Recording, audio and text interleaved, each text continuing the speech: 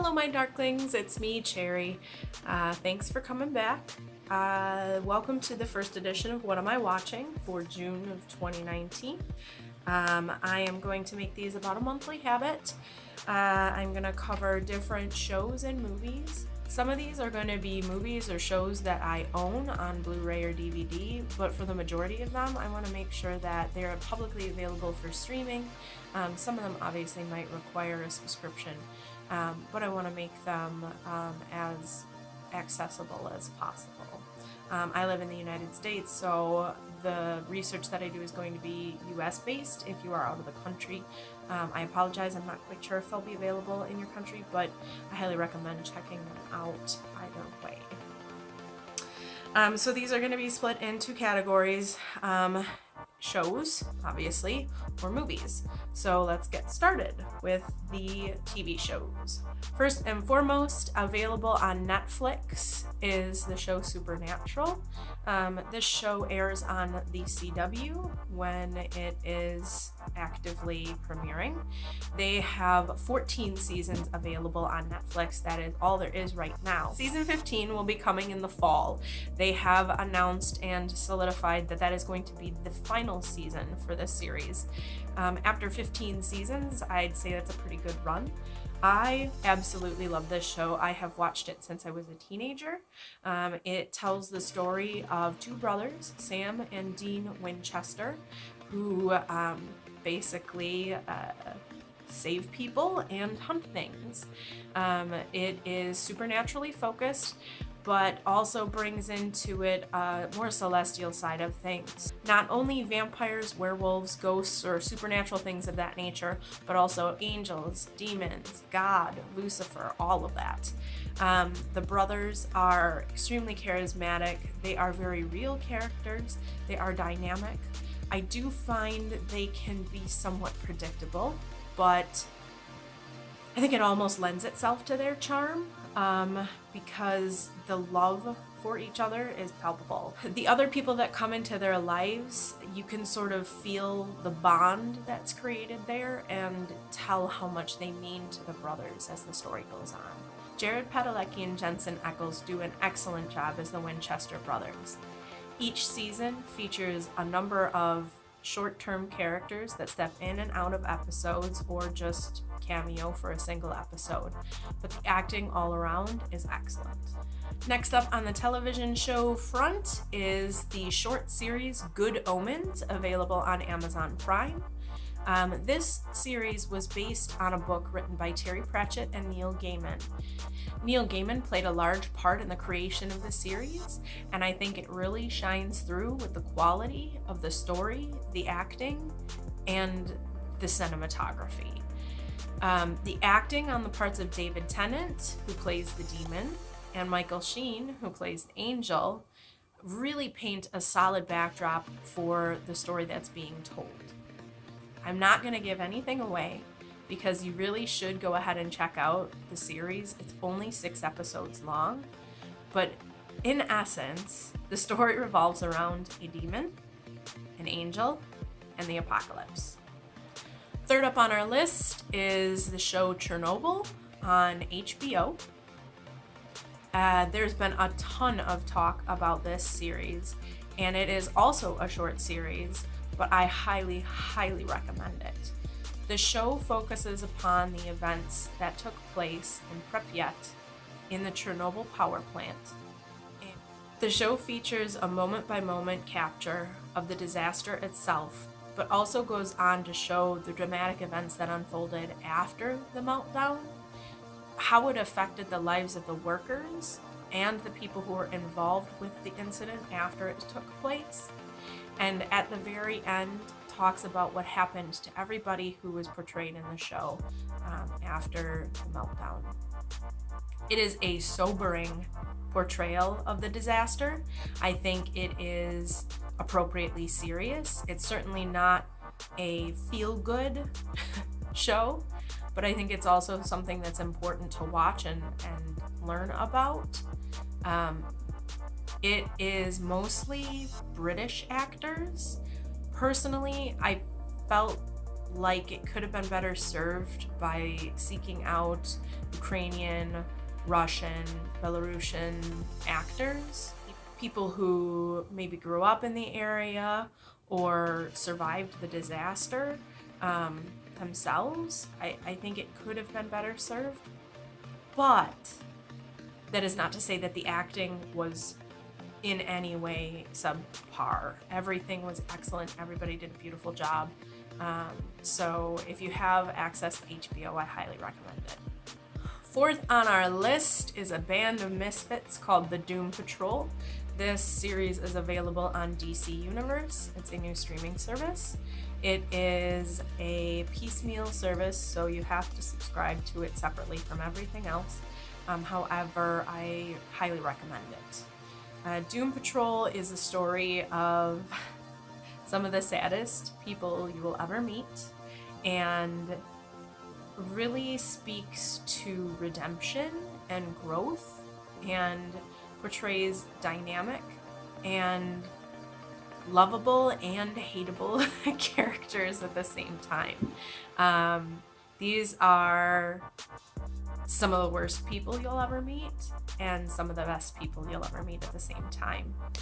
The cast includes some unknown folks that I'm not familiar with before the show, but it also includes some well-known actors like Timothy Dalton, Brendan Fraser makes a comeback, and Matt Bomer.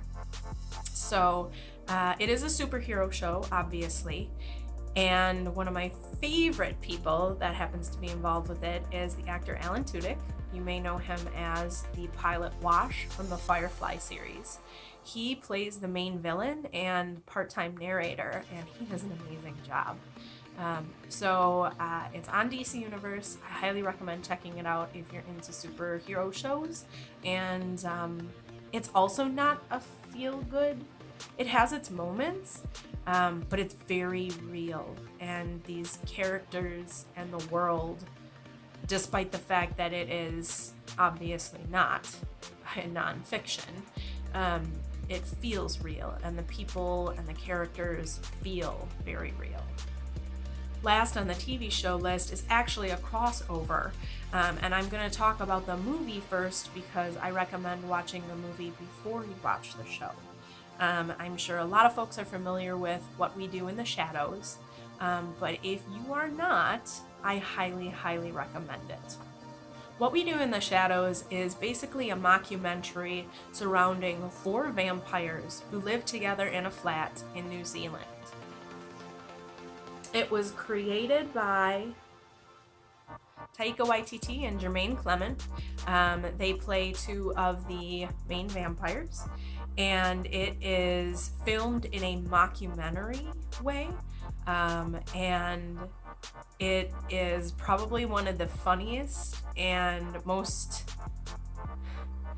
unique films that's been released in the last 10 years.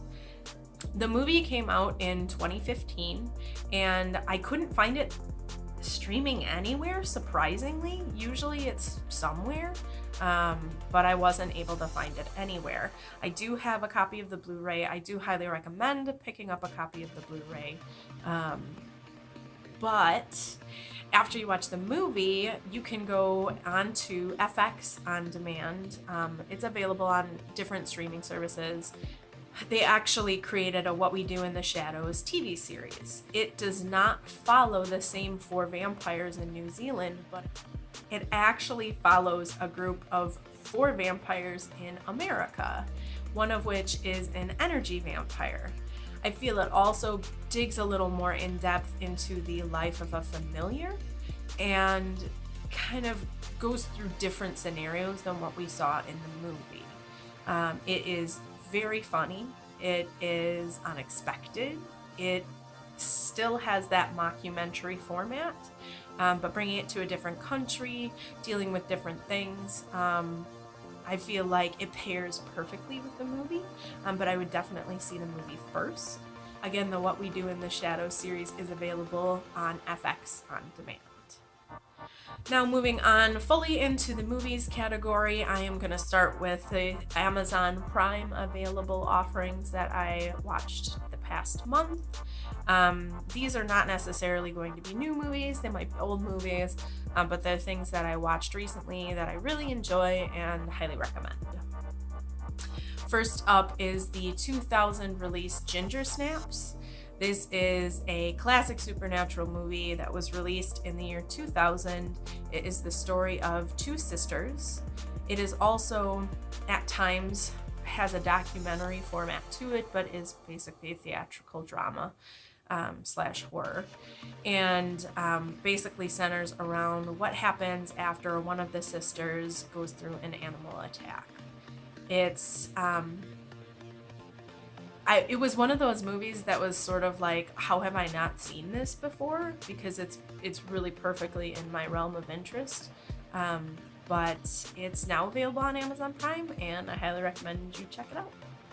Next up on the Amazon Prime list is the movie Bubba Hota, released in 2012. This is a not as well-known Bruce Campbell movie. It centers around Elvis and President Kennedy in a nursing home facing off against an ancient Egyptian mummy. It has that same Evil Dead horror comedy feel to it. It's if you can't tell, I can't stop laughing just thinking about it. I love ancient Egypt.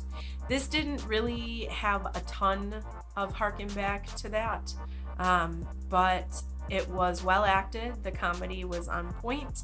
The horror was also on point. It did a really nice job balancing those two elements, and I highly recommend checking it out on Amazon Prime. Last up on the Amazon Prime list is the movie Clue that was released in 1985. This is an older one. This is a movie that was based on the Parker Brothers board game, and all of the characters are basically the players you can choose when you play the Clue board game. So Miss Scarlet, Mr. Green, Professor Plum, Colonel Mustard, etc., etc., etc. It features a lot of well-knowns, but most notably is Tim Curry.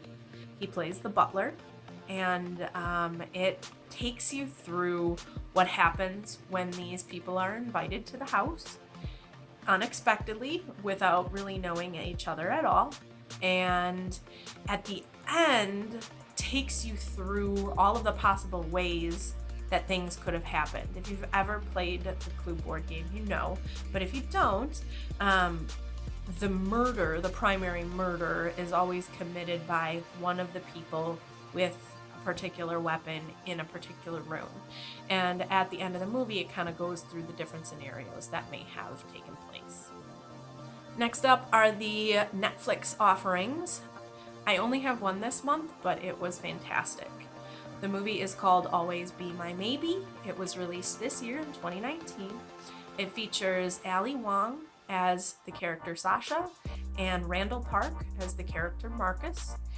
And it focuses around the story of two childhood sweethearts who end up going through a 15-year separation and find each other again. It is obviously a sappy romantic movie, but the comedy is also excellent. The acting is also excellent, and it's refreshing. I really enjoyed the dynamic nature of the characters. As you can tell, that's something I really like.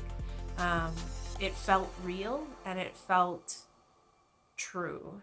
So Always Be My Maybe, available on Netflix. Highly recommend it.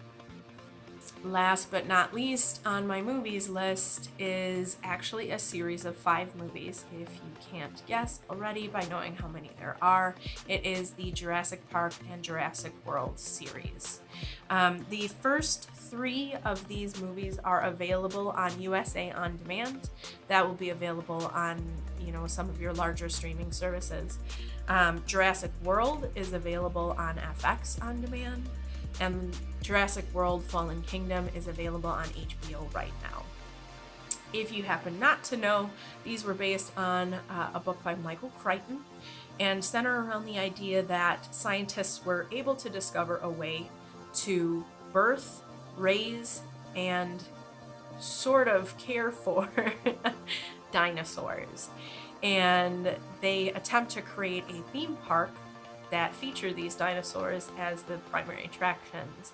And obviously, expectedly, it goes disastrously wrong. I love dinosaurs. I was obsessed with them when I was a kid, so I will always love these movies, but they have their moments, their shining moments, and I have enjoyed pretty much all of them equally. So check them out. Again, the first three, Jurassic Park, Lost World, and Jurassic Park 3, are all available on USA on demand. Jurassic World is available on FX on demand, and Jurassic World Fallen Kingdom is available on HBO. So that is it for my first edition of What Am I Watching for June 2019. Thank you so much for joining me. Again, I will be doing these videos monthly. I'm going to include some links to everything below, as long as they are streamable. So obviously, the exception is What We Do in the Shadows, the movie, but I'll add a link to places where you can purchase the Blu-ray. I really hope you guys enjoyed it. Thank you so much for joining me. Please comment, like it if you did, subscribe, tap that little bell, and please stay lovely. I'll see you next time.